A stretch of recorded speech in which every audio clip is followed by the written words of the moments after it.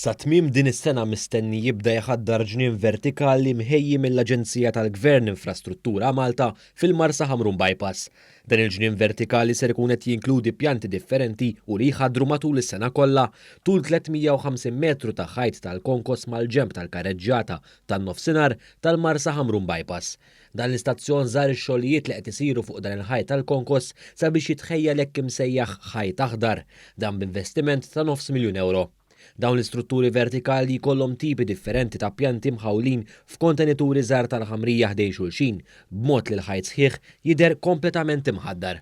L-inġinier Robert Kembri spjega wkoll kif din l-istruttura tinkludi wkoll sistema ta' irrigazzjoni sabiex il-pjanti kollha jkunu jistgħu jissaqew regolarment. Wara dan il-ħajt hemm ġibjun imdaqqas illi minnu se nkunu qed ninstallaw sistema ta' irrigazzjoni bil-pompi illi s-sistema ta' irrigazzjoni tinfirex matul il-ħajt kollu tul ta' 350 metru illi b'sistema awtomatika sensors apposta tkun tista' issaqqi il-ħajt kollu speċjalment fis-sajf meta jkun hemm sħana u nuqqas ta' xita.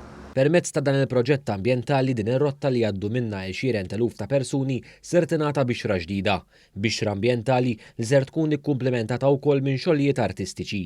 Biex nikkumplementaw dan il-ħajt għamilna arranġament ma' l-istudenti tal-MCAST, mal-amministrazzjoni tal-MCAST biex parti mill-ħajt nagħmlu dik li bl-Ingliż jissejjaħ street art. Forsi xi ħaġa ġdida l-Malta.